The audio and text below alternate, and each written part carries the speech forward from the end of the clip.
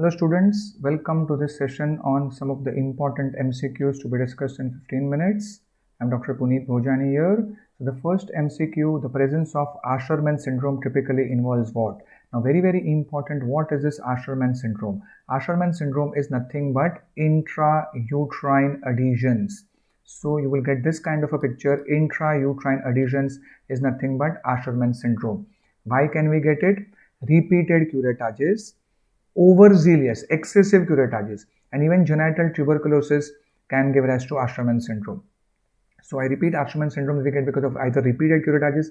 So this has also been asked in the entrance exam. A lady has undergone multiple curetages. What would it lead to? Asherman syndrome. A lady had miscarriage and curetage was done, and now she's not getting her periods. What is it? Asherman syndrome. Okay, this on HSG, hysterosalpingography, would give rise to a honeycomb appearance. Again, a very important MCQ which could be asked to you. Honeycomb appearance on HSG. You can see this picture. So this is the Asherman's syndrome. Now what will happen is that yes, the menses, because the uterus cavity is getting obliterated with fibrosis and adhesions inside, the menses will become scanty, and the menses can eventually stop. So what we are going to get is hypomenorrhea. Hypomenorrhea is also called as scanty menses. So hypomenorrhea is the answer to this MCQ. Obviously, menorrhagia is heavy periods. We know that. Metrorrhagia is bleeding in between the menses. It's completely irregular bleeding.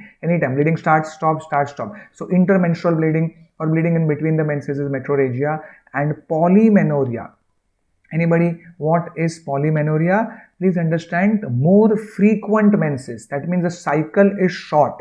If it is a short cycle, that means what? Cycle length less than 21 days. So if a patient says, doctor, I am getting menses every 17 days, every 18 days, then that is polymenorrhea. If that is combined with heavy periods also, then you call it as polymenorrhagia. Okay, so I repeat, only menorrhagia is heavy periods.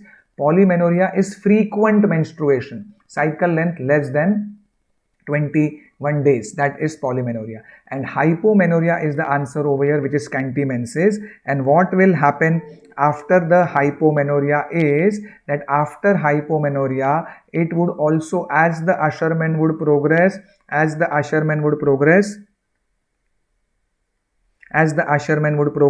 it would also be giving rise to a completely amenorrhea, and that would be a secondary amenorrhea. Okay, we know that obviously the menses had started and then the menses will become scanty, so it's an example of a secondary amenorrhea. So please understand, if they ask you a sequence, it is hypomenorrhea followed by secondary amenorrhea. If this is also in the option, secondary amenorrhea can also be marked, or if both, then it will be hypomenorrhea followed by secondary. So hypomenorrhea, typically scanty menses, is a feature of Asherman syndrome. And again, these two MCQs have been asked to you, that how, yes, HSG can give us the diagnosis, but the best way is, yes, hysteroscopy. Hysteroscopy is putting in the telescope within the uterine cavity. I will put in a telescope within the uterine cavity and make the diagnosis of Asherman syndrome, and at the same time I can also treat the adhesions.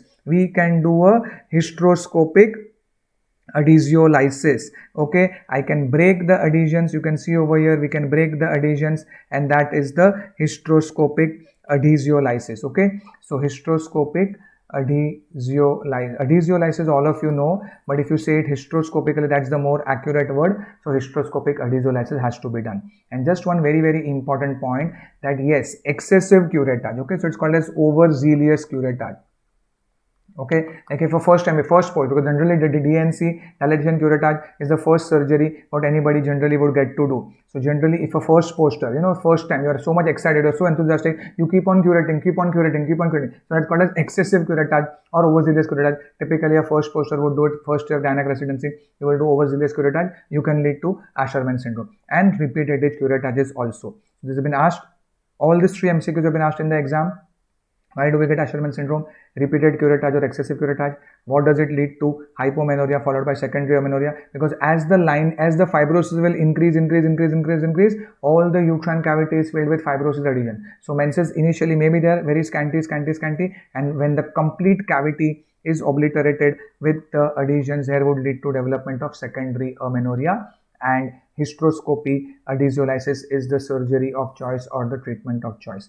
After you do the adhesiolysis, many of the times a intrauterine device is inserted to again keep the cavity distended, to prevent the cavity from coming back together. So to prevent adhesion recurrence, a IUD is inserted many times. That's a very high level thing, but IUD is inserted to keep the cavity distended. And then even estrogen is given to regrow the lining, regrow the lining. And the last point, very important MCQ, please keep in mind that Asherman syndrome, the maximum chance of getting development is when, yes, a curettage is done, specifically in the postpartum period. Okay, postpartum period, that means after a delivery or whatever, because it's a big cavity, there's blood, bleeding, all that. So when you do a DNC specifically in the postpartum period, there is more chance of developing Asherman syndrome. So all these are the important MCQs which could be asked to you about Asherman syndrome.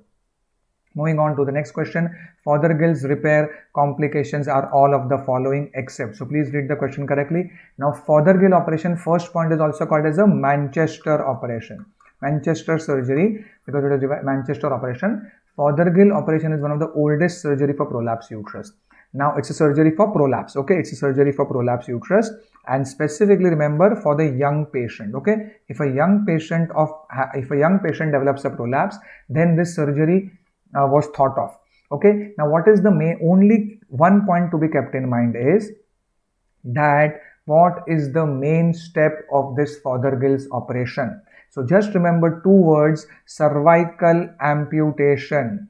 That in this Fothergill operation, what I do is that the cervix is coming out of the vagina, chop off the cervix. Cervical amputation is the step performed, main step. This I have to compulsory keep in mind. So if you know this, things will become very easy for you. So now see what will happen. So initially when they devised the surgery, they said very good, fabulous, this is a very good operation, this should always be done. Then they started realizing that what is happening is, after cervical amputation, either the cervix becomes too tight or too loose. If the cervix becomes too tight, there's going to be cervical stenosis, cervical infertility, cervical factor, because even cervical mucus goes away. So it can lead to infertility, it could lead to cervical stenosis, and it could also lead to cervical dystocia. What is, I'll tell you in a minute. And more importantly, if the cervix becomes too loose, it is going to give rise to cervical incompetence. Yes, very important point. It will cause cervical incompetence, and whenever there is incompetence, you will hear in my obstetrics lecture, it is going to give rise to repeated second trimester abortion. So please understand, cervical incompetence always gives rise to a second trimester abortion and never a first trimester abortion. Okay, so please keep in mind that and if the cervix becomes too loose, even yes, preterm labor. So there could be cervical incompetence. Basically there is going to be leading to cervical incompetence, which will give rise to repeated second trimester abortion. And of course even preterm labor can happen, and if the cervix becomes too tight, there's going to be cervical stenosis, infertility, and cervical dystocia. So the answer to this very important MCQ is first trimester abortions. First trimester abortions, there are various causes, but mainly that causes etiology is genetic and chromosomal.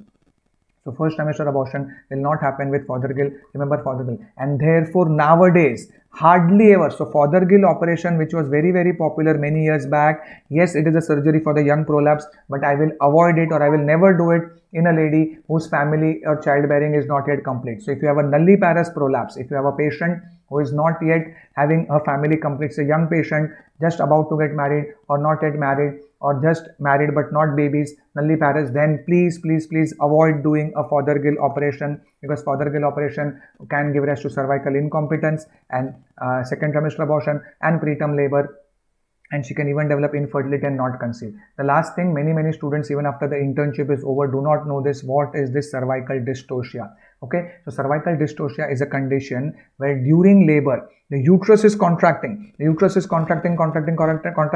cervix fails to dilate. So basically it's a condition which I encountered during labor, so it leads to NPOL. What is NPOL? Non-progress of labor. And the uterus is contracting, but because of fibrosis the cervix fails to dilate, so it leads to development of non-progress of labor, and of course I will have to go and do LSA. So yes, patient can conceive, infertility can be there, patient can conceive, then there is a risk of second trimester abortion and preterm labor also. and very rarely even cervical dystocia. So Fothergill operation, which was very popular in the past, we do not do it. It's a surgery for the young patients only, but now hardly ever Fothergill is done because of so many complications. So this was asked in the recent exam, please keep in mind, very straightforward MCQ.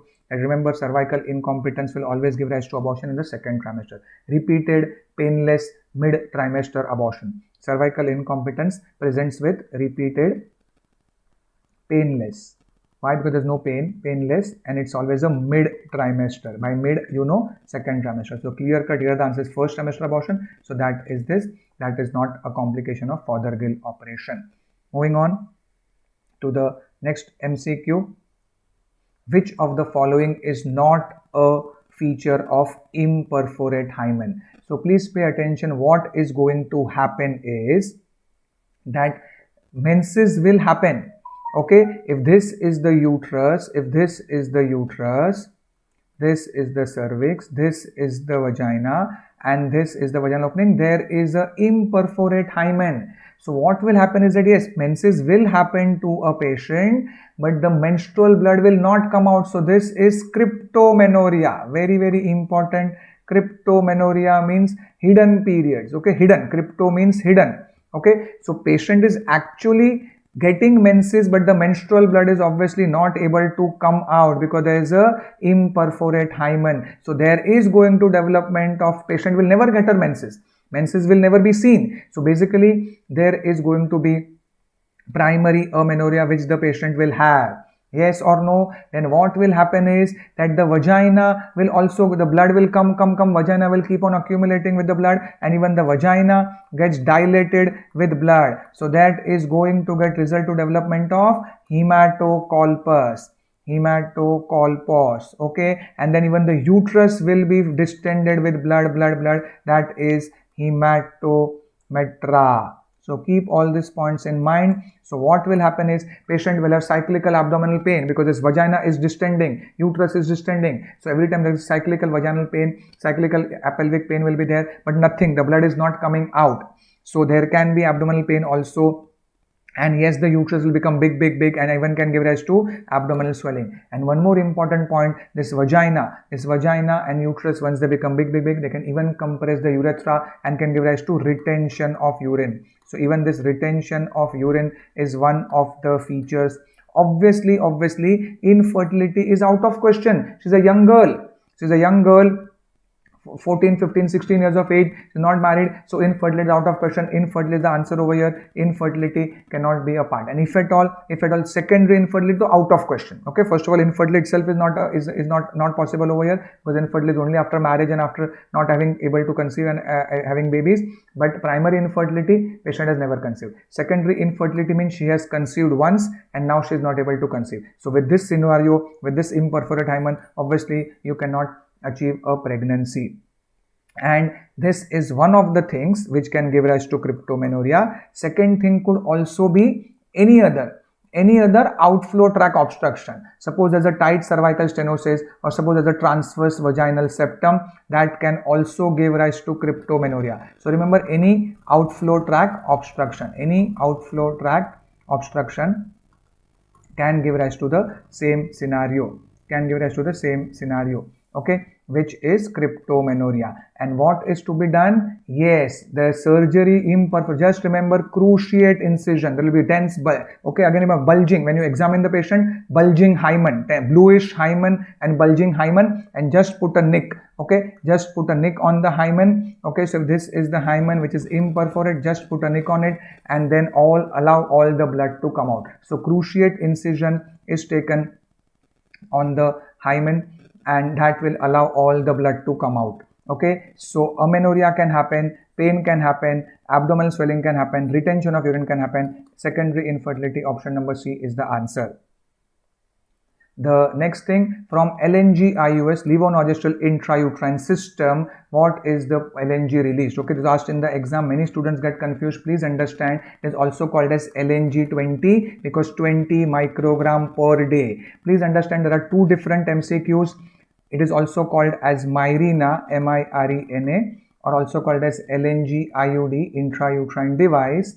And please understand, totally it contains 52 milligrams. Okay, so do not get confused, students. Many students mark that as the answer. No, totally it contains 52 milligrams of LNG and 20 microgram per day is released. It's effective for 5 years and it's one of the most effective methods of birth control available today. Failure rate is only 0.09 to maximum 0.1%. So on one slide, so many MCQs. This is an MCQ, this is an MCQ, this is an MCQ, this is an MCQ, this is of course an MCQ. So 20 microgram per day is released within the uterine cavity from LNG IUS, and totally it has 52 milligrams is the total content of the LNG. 20 microgram per day. Option number 2 is the answer. And you can subscribe to the Unacademy course, and Dr. Puneet 10, Dr. Puneet 10 is a promo code available. Please subscribe to 3 months, 6 months, 1 year course depending on your requirement. Dr. Puneet 10 is the promo code which will give you 10% discount, and then you can hear to my entire OBGY lectures in detail with all the images and everything. So Dr. Puneet 10, I request all of you to enroll, subscribe in Unacademy with Dr. Puneet 10 as a promo code to get 10% discount on various courses, 3 months, 6 months, 1 year duration. Dr. Puneet 10 is the promo code for 10% discount. Thank you very much, students.